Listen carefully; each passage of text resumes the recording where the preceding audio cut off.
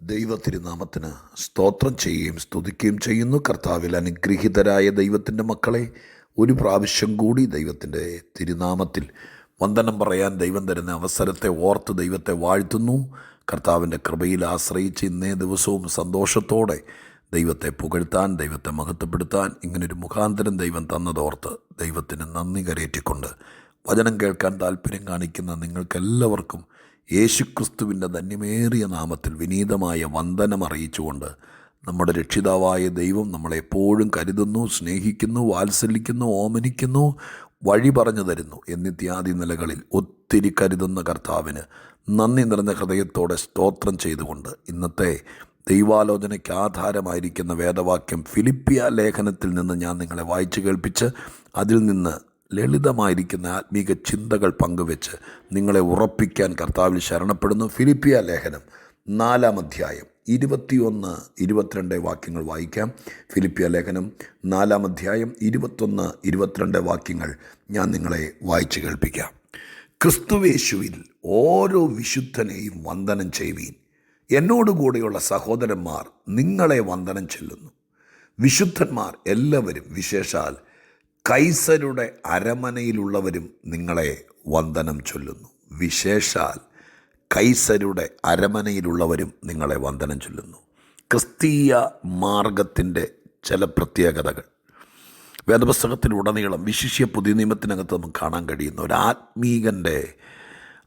ആത്മീക ജീവിതത്തിൻ്റെ അനുദിന കാര്യങ്ങളുടെ ചടുലതകൾ, അതിൻ്റെ പ്രത്യേകതകൾ. അതിലൊന്നാണ് ക്രിസ്തു വിശ്വാസിയായിരിക്കുന്ന ഒരു സഹഭൃത്യനെ കണ്ടാൽ, ഒരു സഹവിശ്വാസിയെ കണ്ടാൽ അവനെ വന്ദനം ചൊല്ലുക എന്നത് പുരാതന കാലം മുതൽ വേദപുസ്തകത്തിൽ അലംഘനീയമായിരിക്കുന്നൊരു പ്രമാണമാണ്.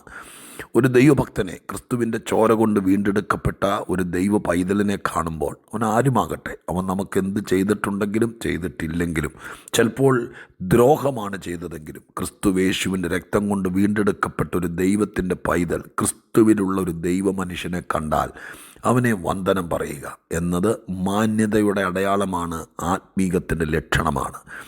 പുച്ഛമനോഭാവത്തോടെ ഞങ്ങളൊക്കെ വലിയ വലിയ ആൾക്കാരും ഇതുങ്ങളൊക്കെ പാവങ്ങളും എന്നുള്ള ചിന്താഗതി ഒരിക്കലും കർത്താവിൻ്റെ രക്തം കൊണ്ട് വീണ്ടെടുക്കപ്പെട്ട ഒരാളോടും കാണിക്കാതിരിക്കുകയാണ് എനിക്കും നിങ്ങൾക്കും നല്ലത്.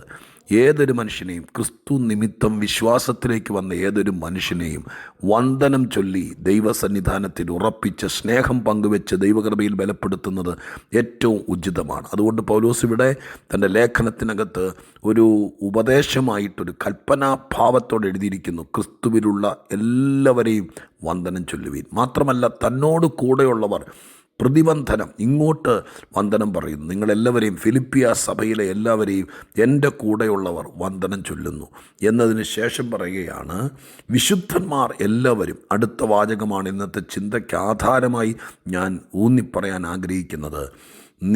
വിശേഷാൽ കൈസരുടെ അരമനയിലുള്ള എല്ലാവരും, ഉള്ളവരും നിങ്ങളെ വന്ദനം ചൊല്ലുന്നു. വിശേഷാൽ കൈസരുടെ അരമനയിലുള്ളവരും നിങ്ങളെ വന്ദനം ചൊല്ലുന്നു. അരമനയിലുള്ള പൗലോസ് കാരാഗ്രഹത്തിൽ കടന്നുകൊണ്ടാണ് ഈ ലേഖനം എഴുതിയത്. ഇതിൻ്റെ തുടക്കത്തിൽ പറഞ്ഞു, പട്ടാളക്കാരിൽ പലരും യേശുക്രിസ്തുവിനെ വിശ്വസിക്കാൻ മുഖാന്തരമായി പൗലോസ് അവിടെ കാരാഗ്രഹത്തിൽ ചെല്ലാനിടയായി തീർന്നത്. ഈ ലേഖനം അവസാനിപ്പിക്കുമ്പോൾ പറയുകയാണ്, കൈസരുടെ അരമനയിൽ ഉള്ളവർ നിങ്ങളെ വന്ദനം ചൊല്ലുന്നു. അപ്പോൾ തിരുസഭയിൽ വിശ്വസിക്കുന്ന ആളുകളെ, അല്ലെങ്കിൽ സഭാമക്കളെ അരമനയ്ക്കകത്ത് നിന്ന് വന്ദനം ചൊല്ലത്തക്ക രീതിയിൽ ഈ മനുഷ്യൻ അവിടെ കുറച്ച് നാൾ ചെന്ന്, കാരാഗ്രഹത്തിൽ ജയിൽ പുള്ളിയായിട്ടാണ് ചെന്നതെങ്കിലും അരമനയിലുള്ളവർ വന്ദനം ചൊല്ലത്തക്ക രീതിയിൽ കാര്യങ്ങളെ മാറ്റിമറിക്കാൻ പൗലോസ് എന്ന കാർമ്മികനായിരിക്കുന്ന ദീർഘദർശി, ശക്തനായിരിക്കുന്ന ആ മനുഷ്യനെ കൊണ്ട് കഴിഞ്ഞു എന്നുള്ളത് ക്രിസ്തീയ ജീവിതത്തിൻ്റെ ഇമ്പാക്റ്റ് എത്രത്തോളം എവിടെയൊക്കെ ഫലിക്കുമെന്നുള്ള കാര്യത്തിനകത്ത് ഏറ്റവും ശക്തമായ തെളിവായിട്ടാണ് പരിശുദ്ധാത്മാവ് ഈ വാക്യത്തെ എൻ്റെ മനസ്സിനകത്ത് തെളിയിച്ചു തരുന്നത്. മാത്രമല്ല, ഇന്ന് പറയാൻ ഏറ്റവും പ്രധാനമായിട്ട് ഉദ്ദേശിക്കുന്നത്, എന്നെ കേൾക്കുന്ന പ്രിയപ്പെട്ടവരെ, ഒരു കാലഘട്ടം മുഴുവൻ റോമൻ കൈസരുടെ അരമന എന്ന് പറയുന്നത് ക്രിസ്ത്യാനികൾക്ക് വിരോധമായി, പ്രത്യേകിച്ച് യഹൂദന്മാരുടെ ഭയങ്കരമായിരിക്കുന്ന സമ്മർദ്ദം കൊണ്ടും, മാത്രമല്ല റോമൻ കൈസർമാരിൽ പലരും ക്രിസ്തീയ മാർഗത്തിന് എതിരുള്ളവരായിരുന്നു. ആ എതിരാളികളായിരുന്ന റോമൻ കൈസർമാർ അവരുടെ അരമന, ആ അരമനയ്ക്കകത്ത് നിന്ന് എത്രയോ പ്രാവശ്യം വിശുദ്ധന്മാർക്ക് വിരോധമായിരിക്കുന്ന കൽപ്പനകൾ പുറപ്പെട്ടിട്ടുണ്ട്. വിശുദ്ധന്മാർക്കെതിരെയുള്ള രേഖകൾ കെട്ടിച്ചമയ്ക്കപ്പെട്ടിട്ടുണ്ട്.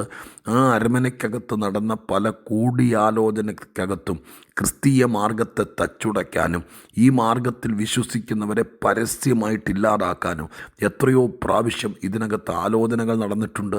അതൊക്കെ രേഖയായി ആ അരമനയ്ക്കകത്ത് ഏതോ ഫയൽ കെട്ടുകൾക്കിടയിൽ, എൻ്റെ ഊഹം, എൻ്റെ ഇമാജിനേഷൻ, എൻ്റെ ചിന്ത ശരിയെങ്കിൽ അവിടുത്തെ ഫയലുകൾക്കിടയിൽ എഴുതിയ രാജകീയ ദിനവൃത്താന്ത പുസ്തകങ്ങൾ പോലെ മിനിസ്റ്റ് ബുക്കിനകത്ത് ക്രിസ്തീയ മാർഗത്തെ ഇല്ലാതാക്കാൻ വേണ്ടിയിട്ട് ആലോചനകൾ കഴിച്ച് അതിൽ രാജകീയ മുദ്ര കൈസർ ഒപ്പുവെച്ച എത്രയോ ഫയലുകൾ കാണും, എത്രയോ രേഖകൾ കാണും.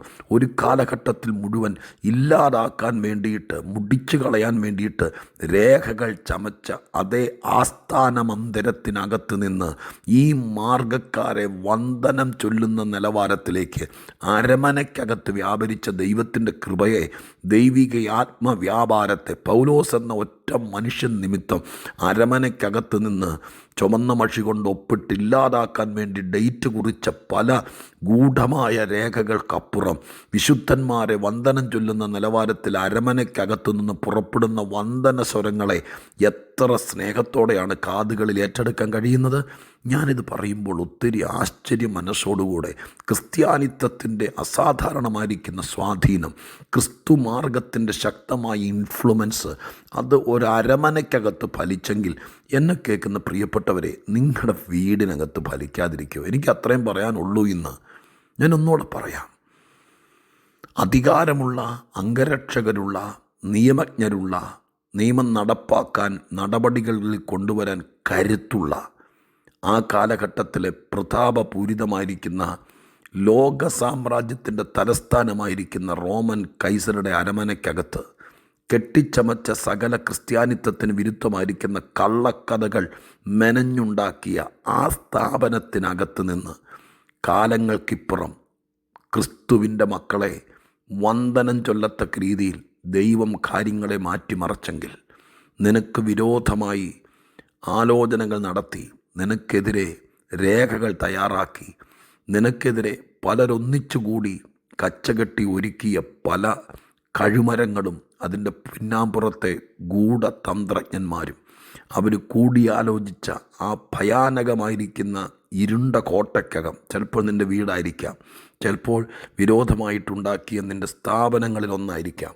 അതിനകത്ത് നിന്ന് നിന്നെ മാനിക്കുന്ന വന്ദനസ്വരം, നിന്നെ ഉയർത്തുന്ന വന്ദനസ്വരം, നിന്നെ ബഹുമാനിക്കുന്ന വന്ദനസ്വരം, നിന്നെ സ്വീകരിക്കുന്ന വന്ദനസ്വരം, നിന്നെ സ്നേഹിക്കുന്ന വന്ദനസ്വരം, ഹല്ലേലൂയ, അത് അതിനകത്തു നിന്ന് പുറപ്പെടു വയ്ക്കാൻ നാം സേവിക്കുന്ന ദൈവത്തിന് കഴിവുണ്ടെന്ന് ഈ വാക്യം വെച്ചൊന്ന് വിശ്വസിക്കാൻ പറ്റുമോ ഈ നല്ല ദിവസം?